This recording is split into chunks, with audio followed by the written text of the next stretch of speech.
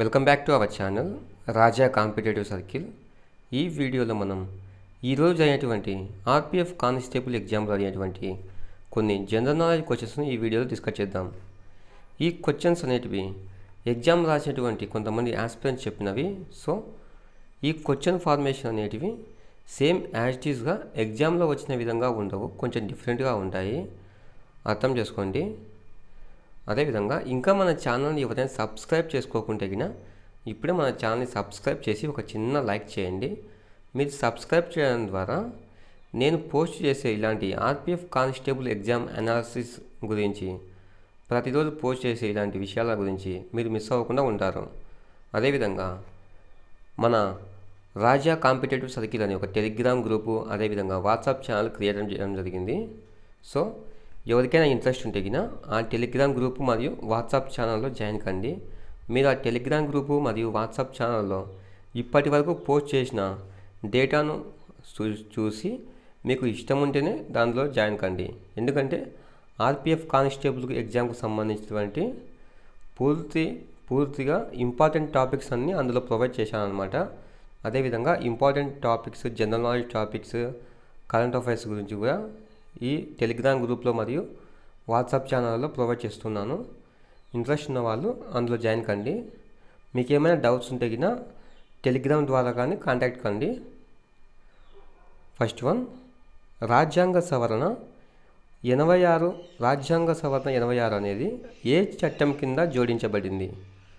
86వ రాజ్యాంగ సవరణ అనేది ఏ చట్టం కింద జోడించబడింది అంటే 2002వ సంవత్సరంలో ఈ 86 రాజ్యాంగ సవరణ అనేది జోడించడమైనదన్నమాట.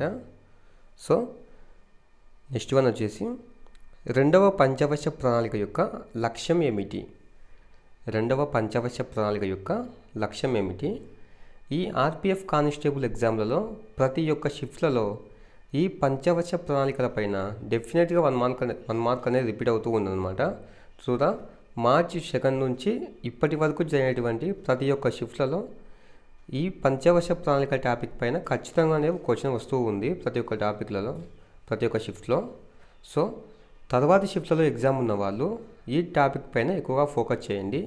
ఈ పంచవర్ష ప్రణాళికల గురించి, ఈ పంచవర్ష ప్రణాళికలు మొత్తంగా ఎన్ని ఉన్నాయి, ఏ పంచవర్ష ప్రణాళికలో ఎక్కువగా ప్రాధాన్యత ఏ రంగానికి ఇచ్చారు, ఆ పంచవర్ష ప్రణాళికలు ఏ ఏ సంవత్సరాల మధ్య జరిగాయి, ఆ పంచవర్ష ప్రణాళికలో ప్రవేశపెట్టిన ముఖ్యమైన పథకాలు ఏమిటి, స్కీమ్స్ ఏంటి, ఇలాంటి విషయాలని పూర్తిగా తెలుసుకోండి తర్వాత షిఫ్ట్లలో ఎగ్జామ్ ఉన్న వాళ్ళు. ఎందుకంటే ఈ టాపిక్ నుంచి డెఫినెట్గా 1 మార్క్ అనేది రిపీట్ అవుతూ ఉందన్నమాట ప్రతి ఒక్క షిఫ్ట్లలో. ఈ పంచవర్ష ప్రణాళికల టాపిక్ పైన సింపుల్ నోట్స్ను ప్రిపేర్ చేసి మన ఛానల్లో ఒక వీడియో రూపంలో అప్లోడ్ చేయడం జరిగింది. ఇంకా ఎవరైనా ఆ వీడియో చూడలేదనుకుంటే వెళ్ళి చూడండి. ఆన్సర్ వచ్చేసి ఈ రెండవ పంచవర్ష ప్రణాళిక యొక్క లక్ష్యం ఏమిటంటే పారిశ్రామిక రంగాన్ని ఎక్కువగా ప్రాధాన్యతనిచ్చారన్నమాట. ఈ రెండవ పంచవర్ష ప్రణాళికలో ఈ రెండవ పంచవర్ష ప్రణాళిక యొక్క సమయం ఎప్పుడంటే మనకు 1956 నుంచి 1960 మధ్య జరిగిందన్నమాట ఈ రెండవ పంచవర్ష ప్రణాళిక. ఈ రెండవ పంచవర్ష ప్రణాళికనే మనం మహాలనోబిస్ ప్రణాళిక అంటామన్నమాట. ఈ పంచవర్ష ప్రణాళికలో మనకున్నటువంటి వృద్ధి రేటు లక్ష్యం ఎంత, సాధించిన వృద్ధి రేటు లక్ష్యం ఎంత, ఈ టాపిక్ పైన కూడా క్వశ్చన్స్ వస్తూ ఉంటాయన్నమాట ఈ పంచవర్ష ప్రణాళికలో టాపిక్లో. సో తర్వాత షిఫ్ట్లో ఎగ్జామ్ ఉన్న వాళ్ళు ఈ టాపిక్ని ఖచ్చితంగా చూసుకోండి, ఎందుకంటే 1 మార్క్ అనేది వస్తూ ఉందన్నమాట.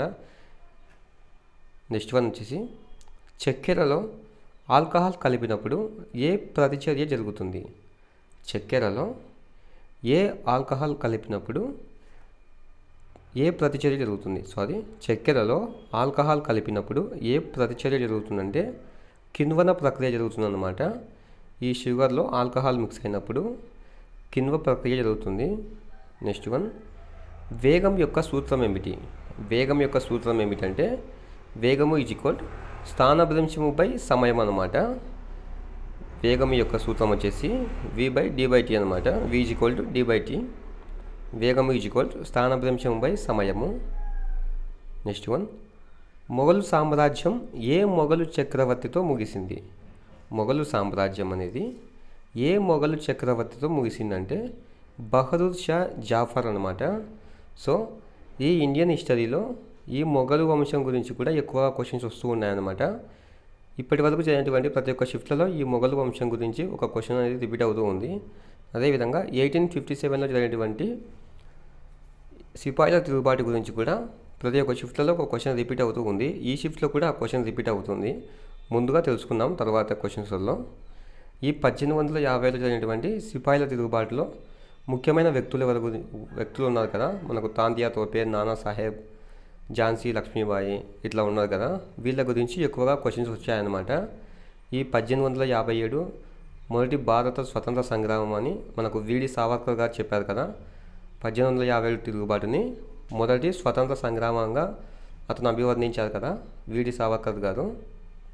సో ఈ 1857 తిరుగుబాటు, సిపాయిల తిరుగుబాటు కూడా చాలా ఇంపార్టెంట్ అనమాట. సో తర్వాత షిఫ్ట్లో ఎగ్జామ్ ఉన్న వాళ్ళు ఈ టాపిక్ పైన కూడా ఎక్కువగా ఫోకస్ చేయండి. మనకు మొఘలు సామ్రాజ్యంలో కూడా ఎక్కువగా క్వశ్చన్స్ వచ్చాయన్నమాట.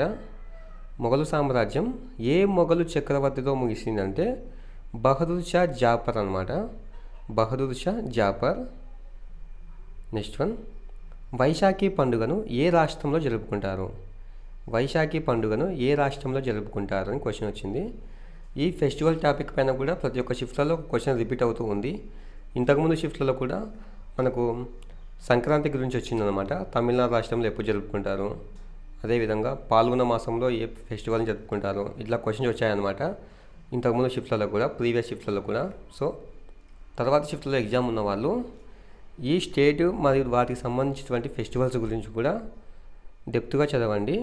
ఎందుకంటే ఈ టాపిక్ నుంచి కూడా డెఫినెట్గా 1 మార్క్ అనేది రిపీట్ అవుతూ ఉందన్నమాట ఇప్పటి వరకు జరిగినటువంటి అన్ని ఎగ్జామ్లలో, అన్ని షిఫ్ట్లలో. సో ఈ వైశాఖి పండుగను ఏ రాష్ట్రంలో జరుపుకుంటారంటే పంజాబ్ మరియు హర్యానా రాష్ట్రంలో ఈ వైశాఖి పండుగను జరుపుకుంటారనమాట. అదేవిధంగా రాజ్యసభలో ఎంతమంది సభ్యులు ఉండవచ్చు? రాజ్యసభలో ఎంతమంది సభ్యులు ఉండవచ్చు అంటే గరిష్టముగా 250 మంది సభ్యులు ఉండవచ్చు అన్నమాట ఈ రాజ్యసభలో. నెక్స్ట్ వన్, 2 నదుల మధ్య ప్రాంతాన్ని ఏమంటారు? 2 నదుల మధ్య ప్రాంతాన్ని ఏమంటారంటే దోయాబ్ అంటారనమాట. 2 నదుల మధ్య ప్రాంతాన్ని ఏమంటారంటే దోయాబ్ అంటారు.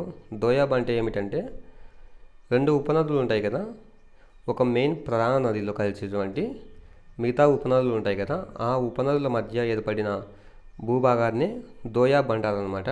సో మన భారతదేశంలో అతిపెద్ద దోయాబ్ ఏది అంటే గంగా మరియు యమున నది ప్రాంతం అనమాట. ఈ అతి పెద్దదైన దోయాబ్ ఏదంటే, సో ఈ భారతదేశంలోనే నదీ వ్యవస్థ ఉంది కదా ఈ ఇండియన్ జియోగ్రఫీలో, ఈ నదీ వ్యవస్థ గురించి కూడా ప్రతి ఒక్క షిఫ్ట్లలో ఒక క్వశ్చన్ అనేది రిపీట్ అవుతూ ఉంది. ఈ భారతదేశ నదీ వ్యవస్థ, ఇండియన్ రివర్ సిస్టమ్ గురించి మ్యాప్ పాయింటింగ్ విధానంలో ఒక వీడియో చేశాను అనమాట. ఆ వీడియో మన ఛానల్లో ఉంది. ఇంకా ఎవరైనా ఆ వీడియో చూడలేదనుకుంటే వెళ్ళి చూడండి. ఎందుకంటే ఈ ఇండియన్ రివర్ సిస్టమ్, భారతదేశ నదీ వ్యవస్థ అనేది ప్రతి ఒక్క నదులు చాలా ఇంపార్టెంట్ అనమాట. మనకు మేజర్గా జీవ నదులు, ద్వీపకల్ప నదులు ఏంటివి, హిమాలయ నదులు ఏంటివి, వాటి యొక్క జన్మస్థలం ఎక్కడ, వాటి యొక్క ఉపనదులు ఏంటివి, వాటి యొక్క ముఖద్వారం అంటే సముద్రంలో ఎక్కడ కలుస్తాయి, అరేబియా సముద్రంలో కలుస్తాయా, బంగాళాఖాతంలో కలుస్తాయా, అవి యొక్క జన్మస్థలం ఎక్కడ ఉంది, వాటిని ఏ ఏ రాష్ట్రాలలో ఏ పేర్లతో పిలుస్తారు, ఇట్లా ఈ భారతదేశ నదీ వ్యవస్థ గురించి డీటెయిల్గా మ్యాప్ పాయింటింగ్ విధానంలో స్టెప్ బై స్టెప్ ఎక్స్ప్లెయిన్ చేస్తూ ఒక వీడియో చేశాను అనమాట. ఆ వీడియోని మన ఛానల్లో ఉంది ఆల్రెడీ. ఇంకా ఎవరైనా ఆ వీడియో చూడలేదనుకుంటే వెళ్ళి చూడండి. ఎందుకంటే ఓన్లీ ఈ ఆర్పిఎఫ్ కానిస్టేబుల్ ఎగ్జామ్ అనే కాదు, ఏ కాంపిటేటివ్ ఎగ్జామ్ అయినా సరే ఈ ఇండియన్ జియోగ్రఫీలో ఇండియన్ రివర్ సిస్టమ్ అనేది మేజర్ పార్ట్ని పోషిస్తుంది అనమాట. ఈ ఇండియన్ రివర్ సిస్టమ్ అనేది. నెక్స్ట్ వన్ వచ్చేసి ప్రపంచీకరణ అంటే ఏమిటి? ప్రపంచీకరణ అంటే ఏమిటి అంటే ప్రపంచవ్యాప్తంగా ఆర్థిక వ్యవస్థలు, సమాజాలు, సంస్కృతులు మరియు రాజకీయ వ్యవస్థల పరస్పర అనుసంధానాన్ని ప్రపంచీకరణ అంటారన్నమాట. నెక్స్ట్ వన్, ఆర్థిక సంస్కరణ విధానం ఎప్పుడు అమలు చేయబడింది? ఆర్థిక సంస్కరణ విధానం ఎప్పుడు అమలు చేయబడింది అంటే జూలై 24, 1991 సంవత్సరంలో ఈ ఆర్థిక సంస్కరణ విధానం అమలు చేయబడింది అన్నమాట. నెక్స్ట్ క్వశ్చన్ వచ్చేసి పోర్చుగీస్ గురించి ఒక క్వశ్చన్ వచ్చిందనమాట. సో ఆ క్వశ్చన్ గురించి క్లారిటీగా తెలియదు. ఎవరికైనా ఆ క్వశ్చన్స్ గురించి ఐడియా ఉంటే కింద కామెంట్ రూపంలో తెలియచేయండి. వాటి యొక్క ఆన్సర్ తెలుసుకునే ప్రయత్నం చేద్దాం అందరం. నెక్స్ట్ వన్, 21వ రాజ్యాంగ సవరణ ద్వారా ఏమి జోడించడమైనది? 21వ రాజ్యాంగ సవరణ ద్వారా ఏమి జోడించడమైనదంటే సింధీ భాష 8వ షెడ్యూల్లో చేర్చడమైనది అనమాట. ఈ 21వ రాజ్యాంగ సవరణ ద్వారా సింధీ భాషను 8వ షెడ్యూల్లో చేర్చడమైనది. మనకు 8వ షెడ్యూల్ ఏం తెలుపుతుందంటే అధికార భాషల గురించి తెలుపుతుందన్నమాట. ఈ 8వ షెడ్యూల్ ఏం తెలుపుతుందంటే అధికార భాషల గురించి తెలుపుతుంది. ఈ షెడ్యూల్ టాపిక్ కూడా చాలా ఇంపార్టెంట్ అనమాట. మనకు మొత్తంగా 12 షెడ్యూల్స్ ఉన్నాయి కదా. ఆ షెడ్యూల్స్ ఏ షెడ్యూల్ వేటిపైన ఎక్కువ ఫోకస్ చేస్తుందో ఈ టాపిక్ పైన కూడా ఎక్కువ క్వశ్చన్స్ వస్తూ ఉంటాయి అన్నమాట. ఈ ఇండియన్ షెడ్యూల్స్ గురించి ఒక టియర్స్ ఆఫ్ ఓల్డ్ పిఎం అనే ఒక చిన్న లాజిక్ ఉందన్నమాట. ఆ లాజిక్ని గుర్తుపెట్టుకోవడం వలన మీరు ఈ స్టెప్ బై స్టెప్ ఈ 12 షెడ్యూల్ని ఈజీగా గుర్తుపెట్టుకోవచ్చు అనమాట. ఫర్ ఎగ్జాంపుల్ అంటే మొదటి షెడ్యూల్ ఏం తెలుపుతుంది మనకి? భారతదేశం యొక్క రాష్ట్రాలు మరియు కేంద్రపాలిత ప్రాంతాల యొక్క సరిహద్దుల గురించి తెలుపుతుంది కదా ఈ మొదటి షెడ్యూల్ అనేది. అదేవిధంగా ఈ 2వ షెడ్యూల్ ఏం తెలుపుతుంది మనకు భారతదేశంలోనే ఎక్కువగా ప్రముఖమైన ప్రభుత్వ రంగ సంస్థలలో పనిచేసే వారి యొక్క జీతభత్యాల గురించి తెలుపుతుందన్నమాట. ఎలా అంటే భారత రాష్ట్రపతి, భారత ఉపరాష్ట్రపతి, సుప్రీంకోర్టు ప్రధాన న్యాయమూర్తి ఇలాంటి వారి యొక్క జీతభత్యాల గురించి తెలుపుతుందన్నమాట ఈ 2వ షెడ్యూల్ అనేది. అదేవిధంగా 3వ షెడ్యూల్ ఏం తెలుపుతుందంటే ఈ రాష్ట్రపతి, ఉపరాష్ట్రపతి, అదేవిధంగా ప్రధాన న్యాయమూర్తి ఇలాంటి వారి యొక్క ప్రమాణ స్వీకారాల గురించి తెలుపుతుందన్నమాట ఈ 3వ షెడ్యూల్ అనేది. సో ఇట్లా ఈ 12 షెడ్యూల్ని సింపుల్గా స్టెప్ బై స్టెప్ గుర్తుపెట్టుకోండి. ఎందుకంటే చాలామంది కన్ఫ్యూజన్ అవుతూ ఉంటారు అనమాట. ఇప్పుడు డైరెక్ట్గా 12 షెడ్యూల్ ఏం తెలుపుతుంది అంటారు. 12వ షెడ్యూల్ ఏం తెలుపుతుందంటే మనకు ఉంది కదా మున్సిపాలిటీస్, నగరపాలక సంస్థల గురించి తెలుపుతుంది అనమాట ఈ 12వ షెడ్యూల్. అదే 11వ షెడ్యూల్ ఏం తెలుపుతుందంటే మనకు పంచాయతీరాజ్ వ్యవస్థ గురించి తెలుపుతుంది ఈ 11వ షెడ్యూల్ అనేది. అదే 8వ షెడ్యూల్ ఏం తెలుపుతుందంటే అధికార భాషల గురించి ఇట్లా అనమాట. సో ఈ షెడ్యూల్ టాపిక్ అనేది చాలా కన్ఫ్యూజింగ్ పార్ట్ అనమాట. ఒక షెడ్యూల్ చెప్పబోయే ఇంకొక షెడ్యూల్కి ఎగ్జామ్లో గుర్తుకొస్తుంది అనమాట. సో ఈ షెడ్యూల్ టాపిక్ని కూడా ఎక్కువగా ఫోకస్ చేయండి. నెక్స్ట్ వన్ వచ్చేసి రాష్ట్ర విధాన నిర్దేశక సూత్రాలు డిపిఎస్పి ఏ భాగంలో వివరించబడ్డాయి? రాష్ట్ర విధాన నిర్దేశక సూత్రాలు డైరెక్టివ్ ప్రిన్సిపల్ స్టేట్ పాలసీ ఏ భాగంలో వివరించబడ్డాయి అంటే 4వ భాగంలో అనమాట ఈ డైరెక్టివ్ స్టేట్ ప్రిన్సిపల్స్ గురించి. నెక్స్ట్ వన్ వచ్చేసి ప్రాథమిక హక్కుల ఉల్లంఘనపై సుప్రీంకోర్టు మరియు హైకోర్టులు ఏ ఆర్టికల్ కింద రిట్లు జారీ చేస్తాయి? ప్రాథమిక హక్కుల యొక్క ఉల్లంఘనపై సుప్రీంకోర్టు మరియు హైకోర్టు ఏ ఆర్టికల్ కింద రిట్లు జారీ చేస్తాయి? మనకు రిట్లు అంటే ఏదో తెలియాలి కదా. ఈ రిట్ల గురించి కూడా ఎక్కువగా ఫోకస్ చేయండి. ఇప్పుడు మనకు మ్యాండమస్, సెషియోస్ అదేవిధంగా కొన్ని 5 రిట్లు ఉన్నాయి కదా. ఈ రిట్లు కూడా ఎక్కువగా ఫోకస్ చేయండి. ఎందుకంటే ఈ రిట్లు కూడా చాలా ఇంపార్టెంట్ అనమాట. ఈ ప్రాథమిక హక్కుల ఉల్లంఘనపై సుప్రీంకోర్టు మరియు హైకోర్టులు ఏ ఆర్టికల్ కింద రిట్లు జారీ చేస్తాయంటే ఆర్టికల్ 32, అదేవిధంగా ఆర్టికల్ 226 కింద ఈ రిట్లను జారీ చేస్తాయన్నమాట. సో ఈ రిట్ల టాపిక్ పైన కూడా ఎక్కువగా ఫోకస్ చేయండి తర్వాత షిఫ్ట్లో ఎగ్జామ్ ఉన్న వాళ్ళు. నెక్స్ట్ వన్ వచ్చేసి ఈ 1857 తిరుగుబాటు తర్వాత భారతదేశంలో బ్రిటిష్ ప్రభుత్వం ఏ చట్టం కింద నడిచింది?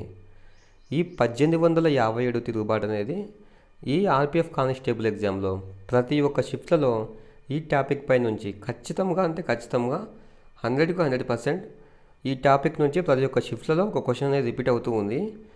అసలు మనకు ఈ 1857 తిరుగుబాటు ఎందుకు జరిగింది అని ఇలా క్లారిటీగా తెలుసుకోండి.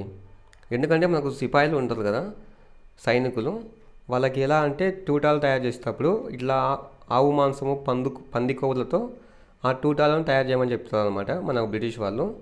సో వీళ్ళు అగెనెస్ట్గా చేస్తారనమాట. సో ఈ సిపాయిల తిరుగుబాటు కూడా చాలా ఇంపార్టెంట్ అనమాట వీటి గురించి ఎక్స్ప్లెయిన్ చేయాలంటే వీడియో లెంత్ అనేది చాలా ఎక్కువ అవుతుంది. సో ఈ సిపాయిల తిరుగుబాటు గురించి కూడా ఎక్కువగా చూసుకుంది. ఇందులో మేజర్ పార్ట్లు ఏంటంటే, మేజర్ వ్యక్తులు ఎవరంటే తాంతియా తోపే, నానా సాహెబ్, ఝాన్సీ రాణి లక్ష్మీబాయి ఉన్నారు కదా, వీళ్ళపై ఎక్కువగా ఫోకస్ చేయండి. ఎందుకంటే మనకు రాణి లక్ష్మీబాయి యొక్క సహాయకంగా ఎవరు ఉన్నారంటే తాంతియా తోపే అనమాట.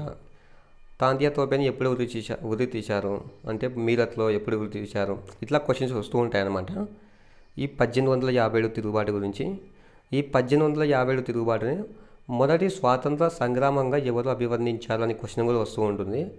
సో ఈ 1857 యొక్క తిరుగుబాటును మొదటి స్వతంత్ర సంగ్రామంగా కీర్తించిన వారు ఎవరంటే వీడి సావర్కర్ గారు అన్నమాట.